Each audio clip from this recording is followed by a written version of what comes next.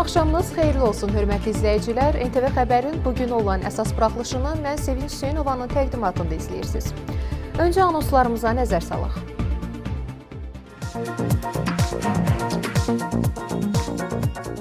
Prezident İlham Əliyev Şuşada Euronews televiziyasına müsahibə verdi. Naxçıvan Muxtar Respublikasında Azərbaycan Respublikası Prezidentinin səlahiyyətli nümayəndəsi Fuad Nəcəfli Cəhri qəsəbəsində oldu, sakinlərlə görüşdü. Bir neçə məsələlər barədəki vətəndaşların öz müraciətləri vardı. Onların hamısını Fuad müəllim diqqətlə dinlədi, səbirlə dinlədi və onların həlli yollarını göstərdi. Azərbaycan ordusunun mövqeləri üzərində uçuşlar həyata keçirməyə cəhd göstərən Ermənistan silahlı qüvvələrinə məxsus kvadrokopter ələ keçirildi. Naxçıvan şəhərində fəaliyyət göstərən bir sıra xəstəxanalarda yeni avadanlıqlar istifadəyə verildi. Bu cihazın bir çox üstün cəhətləri vardır, çox sürətlidir. Xəstələr daha az şüalanmaya məruz qalmaqla müayinəsini tamamlaya bilirlər. Fövqəladə Hallar Nazirliyi Ordubad rayon mərkəzi xəstəxanasında mülki müdafiə təlimi keçirdi. Rusiya Xarici İşlər Nazirliyi, Ermənistan rəhbərliyi bəzi məsələlərdə tez-tez qeyri-müəyyən mövqedən çıxış edir. Ermənistanın keçmiş müdafiə nazirindən acizanə etiraf, 2-ci Qarabağ müharibəsində hərbi gücümüz kifayət qədər deyildi. Araz Nakhchivan, Konqolu futbolçunun transferi ilə heyətini daha da gücləndirdi. İndi isə bu və ya digər xəbərlərimizi daha ətraflı təqdim edək. Azərbaycan Respublikasının Prezidenti İlham Əliyev iyulun 22-sində Şuşada Euronews televiziyasına müsahibə verib. Müsahibə avqustun 1-də Euronews'da yayımlanıb. Mr. President Aliyev, thank you very much for having us here. This region has been the stage of some of the most violent episodes in the South Caucasus' recent history. And the tensions haven't really gone away completely since the 2020 peace deal. To what do you attribute this constant hostility? Difficult to say. I thought that after the Second Karabakh War, situation will be different. And we were ready for peace. And actually waiting for a while for international players to give us some new suggestions. We understood that it's a kind of a vacuum. Nobody knows what to do. And the situation when we had the declaration signed on the 10th November 2020 was not actually providing sustainable peace. It was not a peace treaty. It was a declaration, actually de facto that was a capitulation act by Armenia.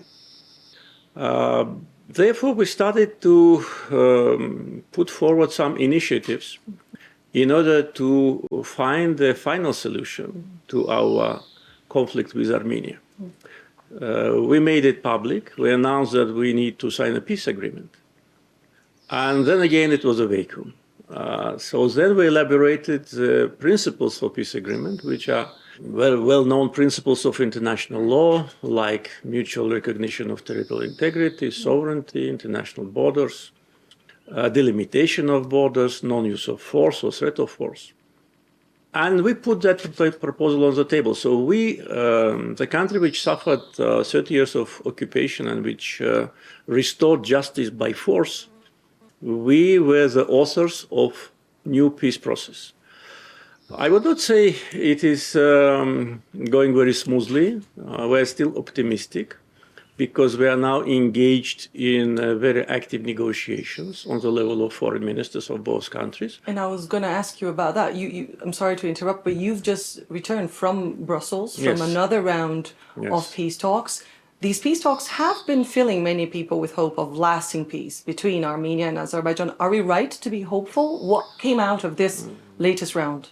Yeah, I think it is right thing to be hopeful, but I can tell you that peace negotiations have been held by foreign ministers. Our meetings in Brussels, organized by President of European Council, these meetings actually allow us to touch upon very sensitive issues. For example? Like future parameters of the boundaries, because the border between Armenia and Azerbaijan has not been defined, because as soon as the Soviet Union collapsed, we faced this aggression. So how the border will look like, what will be the real situation on the ground, what will be situation with communications, because Armenia has obligation, which is signed as a result of the Second Karabakh War, to allow us access to our exclave, Nakhchivan, but still it is not happening. So main concentration on paragraphs of peace treaty are made by the ministers. Our meetings, they just create, I think, a good atmosphere. But if we see a constructive approach from Armenian side, and most important, if they totally put down all their aspirations to contest our territorial integrity, then we can find a peace solution very soon, maybe even by the end of the year. Wow. We'll get more into the negotiations later, but I'm curious to ask you, there's been many international players attempting to mediate this situation. What does the EU bring to the table, to the negotiating table? Actually, EU was not part of the mediation process during the times of occupation, when we had negotiations since 1992. It was an initiative of President of European Council, Charles Michel, who invited us, and we supported that because we think that taking into account the level of cooperation between Azerbaijan and EU and Armenia and EU, I think it's natural for EU to be active, especially when after the Second Karabakh War, Minsk group was no longer functional. Actually, it is not functioning any longer. So there should have been some international institution. And I thought that the EU can be the best because our relations with the EU are based on mutual respect and mutual trust and mutual interest. So this initiative now is transforming into a very active format of dialogue, because we meet not only in Brussels, we also meet, for instance, at the sidelines of the European Peace Initiative format. Last time it was in Chisinau. And I think it's important because we do not allow situation to stagnate. Because if there is stagnation, if it's again kind of a break, then we are not guaranteed from any dangerous scenario. And do you think that the growing mediation of the West, the EU, but also the United States, has somewhat antagonized a more traditional power broker here in the region, Russia, or the other way around, the fact that Russia has somewhat been bogged down in Ukraine has left some space for potentially Azerbaijan and Armenia to come to common ground? Well, actually, Russia was a mediator of ceasefire agreement or declaration of 10 November 2020. And it was not United States, it was not EU. And our first meetings with my Armenian colleague were organized by Russia, in Russia. So after Russian-Ukrainian war, situation has changed. And we started to see that the United States and Europe became more active. And actually for us, it's not actually big difference who will lead the process or who will, to a certain degree, monopolize the negotiation process. Important is to come to a result. Whichever actor can produce initiatives that lead to peace agreement, we will support it. And by the way, negotiations between our foreign ministers were held in Washington. Now we got invitation from Russia to hold a round of negotiations in Russia later this month, and we agreed. So if there'll be some other location, of course we will agree, because it's important for us to come to an agreement and to have a result. Of course, understanding the certain geopolitical rivalries, some attempts of some players to be more active, but we can only appreciate that. If there's a healthy rivalry, it will lead only to good results. What would you say, because I understand you have a long historical and complex relationship with Russia, how would you say is the Russia influence in the region at the moment? Well, it's difficult for me to say about the region, because the region of Southern Caucasus consists of 3 countries. And we can only observe Russia's interaction with our neighbors in the Southern Caucasus. But as far as Azerbaijan is concerned, not many things have changed, because our relations with Russia were already balanced. They were based on recognition of each other's national interests and, of course, territorial integrity and sovereignty. Russia is a neighbor to Azerbaijan and a partner. We have quite a substantial trade turnover, a lot of projects related to transportation infrastructure, especially now, at this moment, projects related to energy development and cultural, of course, segment is very important. You have been striking more deals, especially with regards to the energy sector. No. With the West now, no? Yeah, with the West, yeah, but that was a long time ago when we launched the initiative to build an integrated pipeline system from Baku to Italy. It started to be implemented in stages, and the final stage was implemented something more than 2 years ago. So it's already for something more than 2 years, Azerbaijan became an important gas supplier to Europe. And of course, situation with sanctions on Russia created a new dimension, because our energy resources now are needed more than before. But whatever we do it based on the plans and contracts which have been signed many years ago. It is true that now we have more countries who are applying for additional gas from Azerbaijan, and we're ready to do it, and we already started. More countries started to get our gas already last year, and this year it will continue. But again, it's from point of view of our relations with Russia, not many things have changed since Russian-Ukrainian war started. It hasn't changed. Can we talk about the situation here on the ground? Because the International Court of Justice, the European Court of Human Rights, the US, the EU have all demanded guarantees with regards to the freedom of movement in the Nakhchivan corridor nearby, citing the danger of effectively, potentially holding a population under siege if that corridor is blocked. What do you know of what's happening in Nakhchivan in the corridor right now? Well, actually for more than 2 years, since the Second Karabakh War ended, the so-called Nakhchivan corridor functioned as it functioned during the times of occupation, with one difference. It was under control of the Russian peacekeepers, which was part of the trilateral declaration. And there was no disruption, and there was no steps from our side to interfere. In the meantime, situation on the ground was changing, and the reason why representatives of civil society of Azerbaijan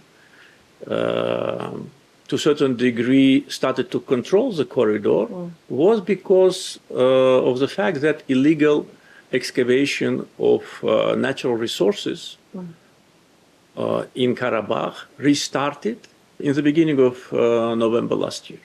Because after the war, it was stopped because it is illegal. These resources belong to us. And several foreign companies were illegally exploiting our gold and copper mines. We could not do anything about that during the times of occupation, but when the war ended, it was obvious that this activity should have stopped. And it stopped. But then in November, it restarted. Representative of civil society asked Russian peacekeepers to allow them to conduct a monitoring on the mines to see what is happening. And because we've seen that iron ore and golden ore was being transported by trucks from Karabakh to Armenia, accompanied by Russian peacekeepers. So we were denied the right for access, and that is how our civil society representatives started to control it. But again, the road was not closed.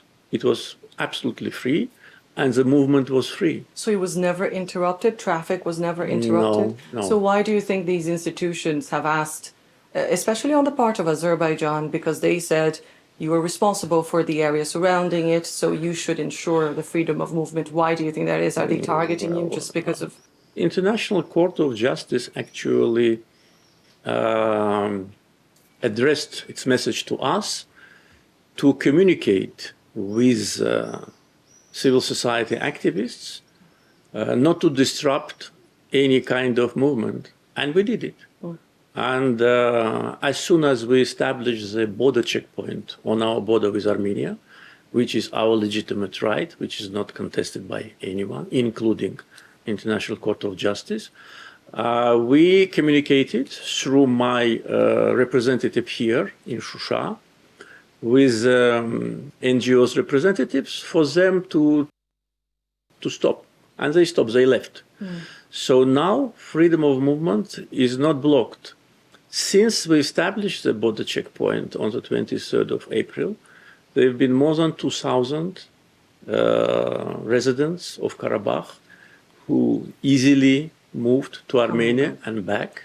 On 15th of June, Armenia made another military provocation and wounded one of our border security guards. And temporarily, the road was closed for investigation. But then it was reopened. Red Cross restarted again to transport medications and evacuate patients who need treatment in Armenia. But unfortunately, Red Cross trucks, when checked, we found smuggling goods like cigarettes, iPhones, and gasoline. Red Cross admitted that, and they communicated with us saying that they do not bear any responsibility because The these trucks people, were being used yes, by but drivers. these trucks had their badge, Logos. and the drivers had their logos on their uniform. So, so that's how, again, it was blocked. And we asked from Red Cross to stop it and also asked them to work with us more constructively. Because unfortunately, until today, their office in Karabakh is subordinated not to Baku office, but to Yerevan office. And this is not acceptable because the whole world recognizes Karabakh as part of Azerbaijan. Even Armenian Prime Minister said many times that Karabakh is Azerbaijan. And why Red Cross Khankendi office is not subordinate to Baku office, but to Yerevan office. That's our legitimate request. Would you say that this issue, the issue of Lachin corridor and that border control and this passageway, this crucial passageway, is one of the main obstacles for peace right now? Well, I don't think so, because situation on the road Lachin-Khankendi changed on the ground on 23rd of April when we established the border checkpoint. Until that time, we had 2.5 years of time to come to peace agreement. The only stumbling block was that Armenia didn't want to recognize Karabakh as part of Azerbaijan officially. Yes, they did it by statements, by oral statements, which is also a position, but they need to sign under the document. So I don't think that these two issues are interrelated, because I hope that peace negotiations with Armenia will end with successful scenario, and hopefully in the coming months. I believe you've already answered the question I'm going to ask you now, but I'm going to ask you anyway because you're here and I won't get a chance of asking many times. Some 5,000 people lost their lives in 2020 in both sides.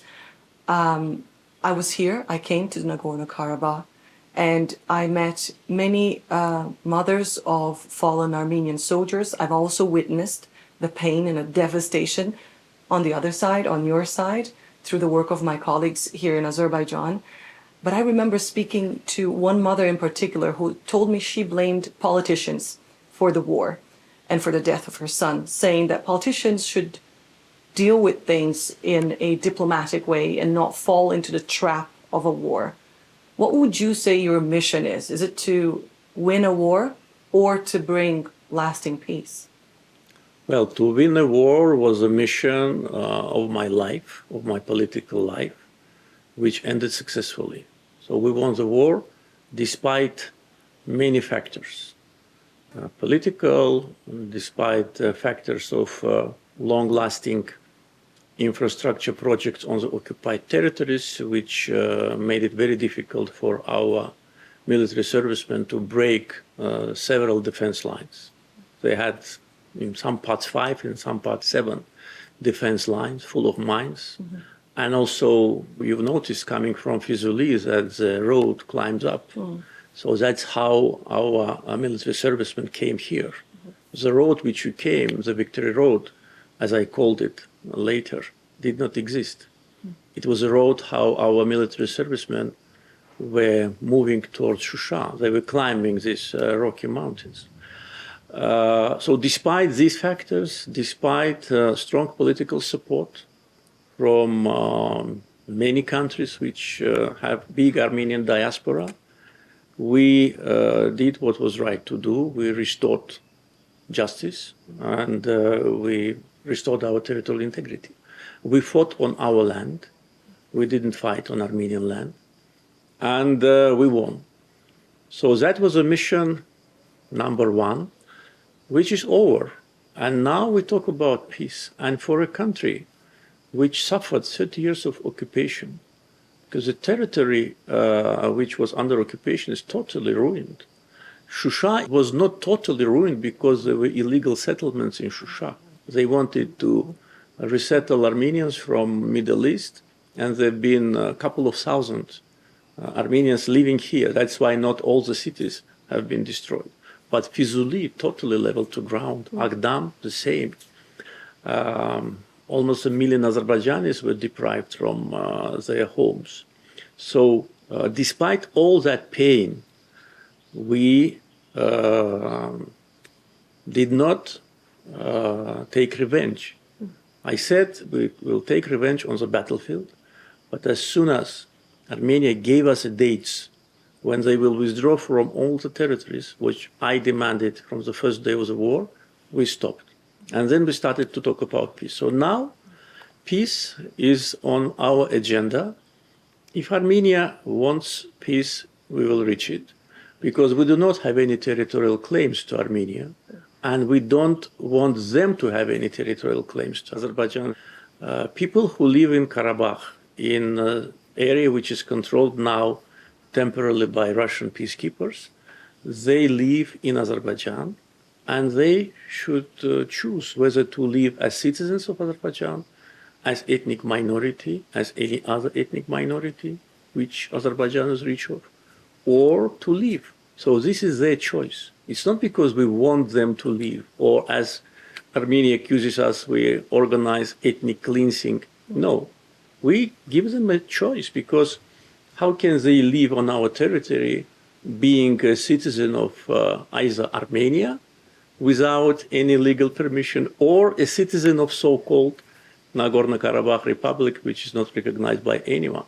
So I think this is a legitimate approach. It is in line with international practice. It's in line with the practice which we see in many European countries, which also fight against separatism. And now we see how Europe and the West is united to help Ukraine to fight against separatism. And why, in our case, our fight against separatism is treated differently. Why Georgia's approach to separatist regions is fully understood by Western communities and politicians, and our legitimate, the same origin desire to put an end to separatism is under question. Why Spain do not allow Catalonia to have a referendum? Those are 5 or 6 millions. And they don't have their own state, unlike Armenians, which have their state next door. And why should we tolerate separatism? And we will not. You have already issued messages as well of reassurance towards the population that stayed, saying that they will be allowed to stay if they want to, Yes. and protected and, Yes. and allowed to live here. But do you have a message today to Armenians who may be watching us, not necessarily the government? I know you are in touch with Prime Minister Pashinyan. You don't necessarily need our cameras to send him a message, but what about to other Armenians who may be watching us? What is your message to the other side today? Well, I never thought about that because that's the first time in my life I'm asked this question. Really? Yes. I think I would separate the question in two. First, if they listen to what I say, message to Armenians in Armenia, that we want to have peace with the state. We don't have territorial claims to Armenia, though hundreds of thousands of Azerbaijanis lived in Armenia before the war and were totally ethnically cleansed. And their cultural and religious heritage was totally destroyed. Nevertheless, we don't have any territorial claims, but we think that Azerbaijanis who have been deported forcefully from Armenia have a right to return when Azerbaijan and Armenia will normalize their relations and establish diplomatic relations. Another message to them is to clearly realize the current geopolitical situation and the balance of forces. For many years, leaders of Armenia were persuading their people that they have the strongest army in the world, that if the war starts, they will come to Baku, that Azerbaijan will not fight for its lands, that Azerbaijan is already agreed for occupation. All these narratives which were absolutely false and was nothing more than propaganda. So the war destroyed that narratives, and not only that, it also destroyed a lot of ideological, I would say, columns of Armenian state. They realized that they lost the war, and most probably it was very painful for them psychologically. So now when we say that we want peace, it's not because we are weak and we are seeking for peace. No, they know that we are much stronger. It's because we want this black page of our history to be turned down. We don't want another war, neither today nor ever in the future. So for Armenian community, I think they should not oppose peace initiatives of international community and should understand that if they don't sign peace agreement with Azerbaijan, situation in the future will be unpredictable, and the geopolitical situation in the world and in the region changing, as we see, very dramatically. And part of their hopes for their security vanished completely. Now they're looking for new security guarantors. And who is ready to have a standoff with Azerbaijan on the battlefield in this area, especially after what we demonstrated during the war and after we increased our defense capability after the war? Is there anyone ready to fight for Armenians against us? I doubt it. So, and also another message, which I already conveyed to Armenian government, in this particular situation, for them the choice is not the best and the very best. For them the choice is among very bad and acceptable. But acceptable based on common sense, on international law, and on recognizing the rights of Azerbaijanis to live on their own land, which they deprived us for 30 years. And for Armenians in Karabakh, I'd like to remind them that we started contacts with them spontaneously.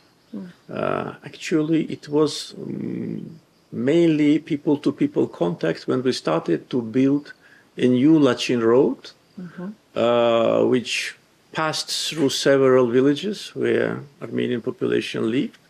And I was informed that the contacts have been established between our road construction workers and Armenian community, and immediately they have became almost friends.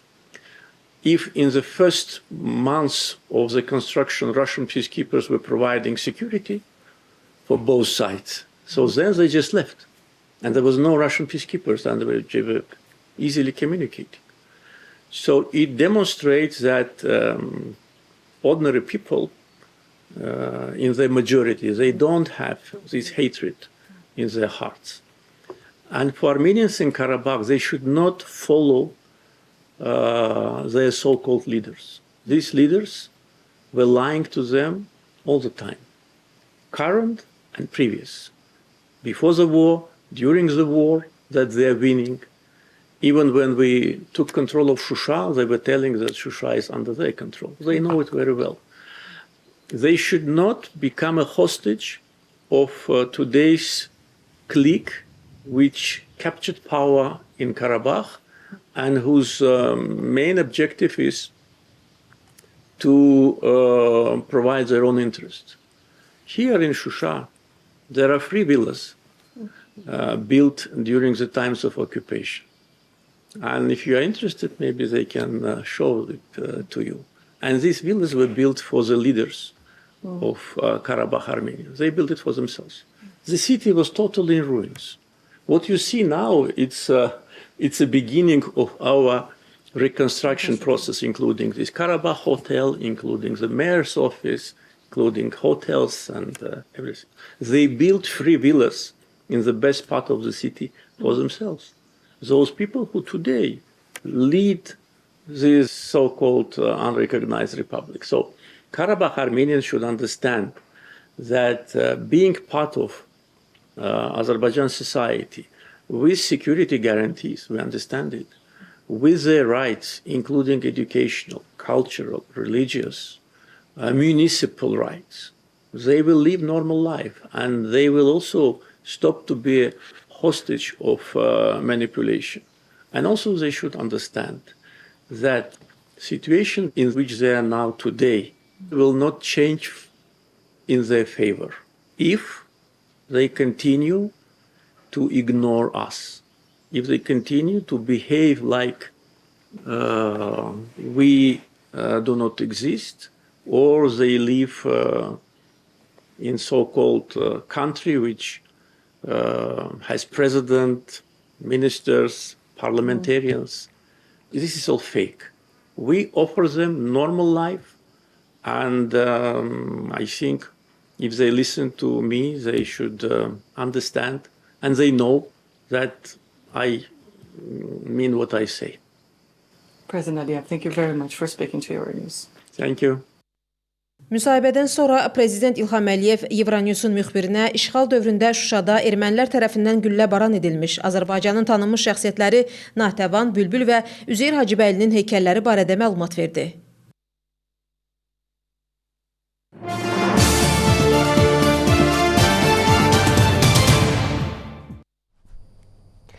Bugün Naxçıvan Muxtar Respublikasında Azərbaycan Respublikası Prezidentinin səlahiyyətli nümayəndəsi Fuad Nəcəfli Cəhri qəsəbəsində sakinlərlə görüşüb.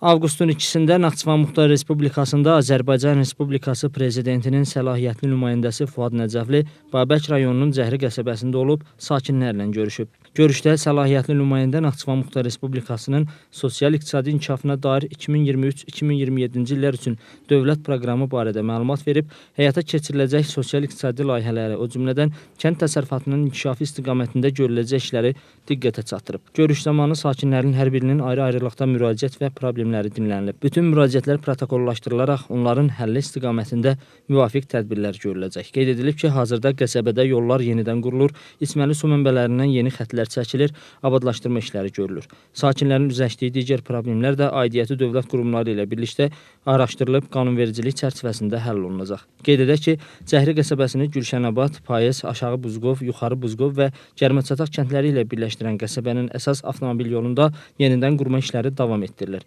Yeni asfalt örtüyü verilir. Muxtar Respublikanın ən böyük yaşayış məntəqələrindən biri olan Cəhri qəsəbəsində digər məsələlərlə yanaşı sakinləri uzun müddətdir narahat edən yol problemi də öz həllini tapır. Qəsəbənin yolları genişləndirilərək yenidən qurulur, müasir asfalt salınır. İndi bu abad diyarın yolları daha təhlükəsiz və daha rahatdır.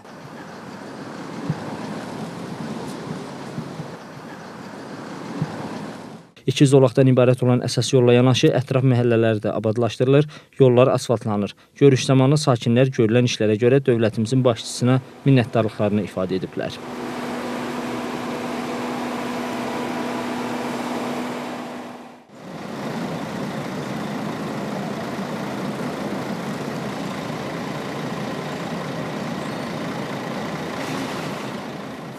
Elə bir şərait yarandı ki, hər bir vətəndaş müstəqil formada, asudə formada öz fikrini ifadə edə bilsin. Biz Cəhri kənd sakinləri kənddə olan problemlər haqqında, yol haqqında, su haqqında və bir neçə xırda məsələlər barədəki vətəndaşların öz müraciətləri vardı. Onların hamısını Fuad müəllim diqqətlə dinlədi, səbirlə dinlədi və onların həlli yollarını göstərdi. Və təbii ki, mən də öz məhəlləmiz barədə, dairəvi yolun çəkilməsi barədə fikirlərimi bildirdim, qeydə alındı. Yəqin ki, yaxın gələcəkdə bu məsələ öz həllini tapacaqdır. Hər bir adam, hər bir cəhrili dərk eləməlidir və düşünməlidir ki, bu problemlərin həlli o qədər də asan deyil. Bizim ən böyük istəyimiz su ilə bağlı problemlərdir. Su ilə bağlı problemlərin asan həll olması çox çətindir. Mən arzulayıram ki, bütün cəmaət hamımız birgə Fuad müəllimə dəstək olaq.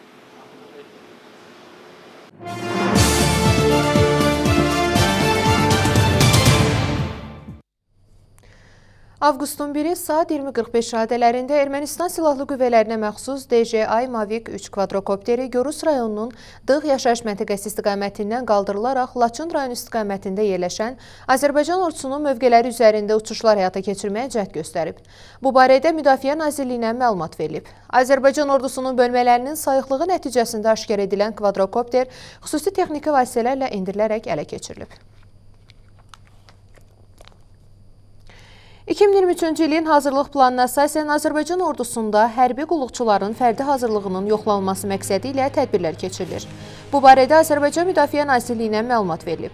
Müxtəlif təlim mərkəzlərində şəxsi heyətin ümumi qoşun nizamnamələri, rəhbər edici və digər normativ sənədlərlə bağlı bilikləri, fiziki və sıra hazırlıqları yoxlanılır. Ümumilikdə sinif otaqları, o cümlədən çöl-səhra şəraitində keçirilən yoxlamaların məqsədi şəxsi heyətin fərdi və praktiki hazırlığının qiymətləndirilməsidir. Qərbi Azərbaycan icması Azərbaycan Respublikası Prezidenti İlham Əliyevin Euronews televiziya kanalında avqustun 1-də yayımlanmış müsahibəsində Ermənistanla Azərbaycan arasında münasibətlərin normallaşması üzrə aparılan diplomatik proses çərçivəsində Ermənistandan zorla deportasiya olunmuş Azərbaycanlıların qayıtmaq hüququnun təmin olunmasına dəstək ifadəsi etməsini alqışlayır. Bu barədə icmanın açıqlamasında bildirilib. Qeyd olunub ki, Ermənistandan qovulmuş Azərbaycanlıların öz evlərinə təhlükəsiz və ləyaqətli şəkildə qayıtması insan hüquqlarının aliliyinin bərqərar edilməsi ilə bərabər Ermənistan və Azərbaycan arasında davamlı sülhün şərtidir. Daha ətraflı Naxçıvan İnformasiya Agentliyinin saytından tanış ola bilərsiniz. Muxtar Respublikanın xəstəxanalarında dünyanın inkişaf etmiş ölkələrinin səhiyyə ocaqlarında tətbiq edilən müasir tibbi avadanlıqlar quraşdırılıb. Bu da səhiyyə ocaqlarında əhaliyə göstərilən tibbi xidmətlərin keyfiyyətini yüksəldib. Naxçıvan şəhərində fəaliyyət göstərən bir sıra xəstəxanalarda yeni avadanlıqların istifadəyə verilməsi də bu işlərin davamıdır. Naxçıvan Muxtar Respublikasında əhalinin sağlamlığının qorunması, tibbi xidmətin keyfiyyətinin artırılması istiqamətində lazımi tədbirlər görülür. Tibb müəssisələrinin müasir avadanlıqlarla təchiz olunması bu işlərin tərkib hissəsi kimi diqqətdə saxlanılır. Bu da əhaliyə göstərilən səhiyyə xidmətinin keyfiyyətini daha da yaxşılaşdırır. Bu işlərin davamı olaraq Naxçıvan Diaqnostika Müalicə Mərkəzində kompüter tomoqrafiya, Əziz Əliyev adına Naxçıvan Muxtar Respublikası Uşaq Xəstəxanasında və Naxçıvan Muxtar Respublika Xəstəxanasında yeni tibbi avadanlıqlar istifadəyə verilib. Gördüyünüz kimi 3 tibbi cihazlı, yeni tibbi cihazlarımızdır. Onlardan ikisi EXO aparatıdır ki, aparatlardan biri Əziz Əliyev adına Mərkəzi Uşaq Xəstəxanasında xəstələrə xidmət göstərəcək. Digəri isə Muxtar Respublika Mərkəzi Xəstəxanasının tərkibində kardioloji ürək mərkəzində fəaliyyət göstərəcək. Digər kompüter tomoqrafiyası aparatımız ən müasir tələblərə cavab verir və diaqnostika mərkəzində xəstələrin xidmətindədir. Bu cihazın bir çox üstün cəhətləri vardır ki, xəstələr çox sürətlidir. Xəstələr daha az şüalanmaya məruz qalmaqla müayinəsini tamamlaya bilirlər. Adilə Səfərova, Rahib Babayev, NTV xəbər. Naxçıvan Muxtar Respublikasının Fövqəladə Hallar Nazirliyi Ordubad rayon mərkəzi xəstəxanasında fövqəladə hallarda xəstəxananın fəaliyyətinin təşkili mövzusunda kompleks mülki müdafiə təlimi keçirilib. Təlimdə Ordubad rayon Dövlət Yanğından Mühafizə hissəsinin, rayon mərkəzi xəstəxanasının həkim və orta tibb işçiləri və gigiyena və epidemiologiya şöbəsinin əməkdaşları iştirak edib. Əsas məqsədi Ordubad rayon mərkəzi xəstəxanası publik hüquqi şəxsin fövqəladə hallara hazırlıq vəziyyətini yoxlamaq, həmçinin təbii və texnoloji xarakterli. Plana uyğun olaraq təlim 2 mərhələdə həyata keçirilib. Birinci mərhələdə rəhbər heyət, ixtisaslaşdırılmış tibbi yardım briqadalarının şəxsi heyəti, obyekt mülki müdafiə dəstələrinin komandir rəis heyəti, həkim ambulatoriyalarının həkimləri, gigiyena və epidemiologiya şöbəsinin briqadaları və mülki müdafiə qüvvələrinin tibbi təminatının təşkili üzrə vəzifələrinin yerinə yetirilməsi hazırlığı yoxlanılıb. İkinci mərhələdə Ordubad rayonu ərazisində baş verə biləcək fövqəladə hallar zamanı cərrahi, travmatoloji və yanıq əleyhinə briqadaların, gigiyena və epidemiologiya şöbəsinin nəzdində olan epidemioloji kəşfiyyat qrupu məşq etdirilib. Həmçinin ehtimal olunan radioaktiv zəhərlənmə hallarına qarşı obyektin fərdi mühafizə vasitələrinin paylanması məntəqəsi, sığınacaq və daldalanacaqlara xidmət manqası, ictimai asayişi mühafizə manqası və radiasiya və kimya müşahidə postunun qarşılıqlı fəaliyyəti də yoxlanılıb. Fərdi yanğın zamanı xəstəxananın yanğın söndürmə, xilas etmə və ictimai asayişi mühafizə manqalarının qarşılıqlı fəaliyyətinə baxılıb.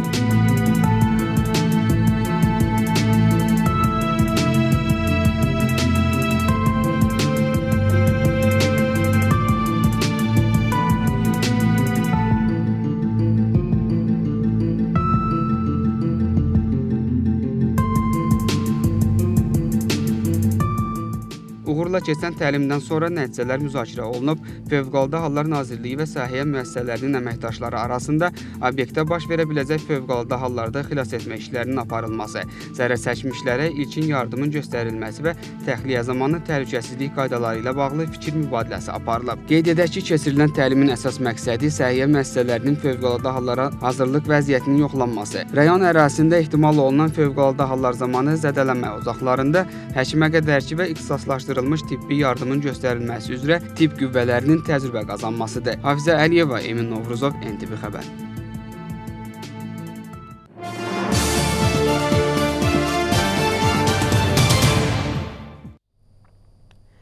Naxçıvan Muxtar Respublikası Mədəniyyət Nazirliyinin təşkilatçılığı ilə 2 avqust Azərbaycan kinosu gününə həsr olunmuş tədbir keçirilib. Tədbirdə Naxçıvan Muxtar Respublikası Mədəniyyət Nazirinin müavini Həsən Kərimov çıxış edərək Azərbaycan kinosunun keçdiyi inkişaf yollarından, kinomuzun tanınmış sənətkarlarından və müstəqillik dövründə bu sahədə görülən işlərdən danışıb. Daha sonra tədbir iştirakçıları görüş bədii filmini izləyiblər. Qardaşım, qoşulu kəndimizin təmbəlləri, səhərdən axşamacan çayxanda itib batır. Mənə qulaq atmır. Anam da ki onun nazını çəkir. Əziz xələbdir də. Evdə də bir kişi yoxdur ki, heç olmasa ona nəsiyyət eləsin. Bax, burada Kamilin heç bir günahı yoxdur. Sonda Azərbaycan kinosu ilə bağlı stendlər və kino muzeyinə baxış olub. Burada tədbir iştirakçılarına milli kino sənətimizin unudulmayan nümunələri və filmlərimizin görkəmli aktyorları barədə məlumat verilib. İstehsal olunmuş filmlərin çəkilişi zamanı istifadə olunmuş əşyalardır, geyimlərdir, baş geyimlərdir, silahlardır, müxtəlif musiqi əşyalardır, məişət əşyalardır. Məmməd Qurbanlı, Namiq Abbasov, NTV xəbər. İki anonslarımıza bir daha nəzər salaq.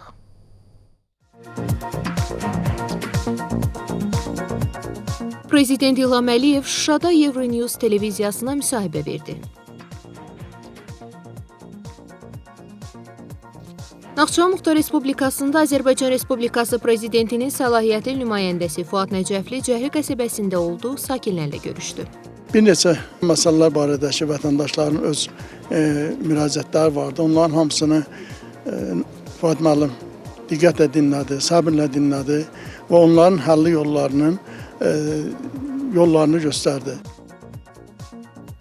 Azərbaycan ordusunun mövqeləri üzərində uçuşlar həyata keçirməyə cəhd göstərən Ermənistan silahlı qüvvələrinə məxsus kvadrokopter ələ keçirildi. Naxçıvan şəhərində fəaliyyət göstərən bir sıra xəstəxanalarda yeni avadanlıqlar istifadəyə verildi. Bu cihazın bir çox üstün cəhətləri vardır. Çox sürətlidir. Xəstələr daha az şüalanmaya məruz qalmaqla müayinəsini tamamlaya bilirlər. Fövqəladə Hallar Nazirliyi Ordubad rayon mərkəzi xəstəxanasında mülki müdafiə təlimi keçirdi. Rusiya Xarici İşlər Nazirliyi, Ermənistan rəhbərliyi bəzi məsələlərdə tez-tez qeyri-müəyyən mövqedən çıxış edir. Ermənistanın keçmiş müdafiə nazirindən acizanə etiraf, 2-ci Qarabağ müharibəsində hərbi gücümüz kifayət qədər deyildi. Araz Naxçıvan, Konqolu futbolçunun transferi ilə heyətini daha da gücləndirdi. Hörmətli izləyicilər, NTV xəbərin bugün olan əsas buraxılışını mən Sevinç Hüseynovanın təqdimatında izlədiniz. Saat 22-də yekun xəbərlərdə yenidən efirdə olmaq ümidi ilə sağ olun, salamat qalın.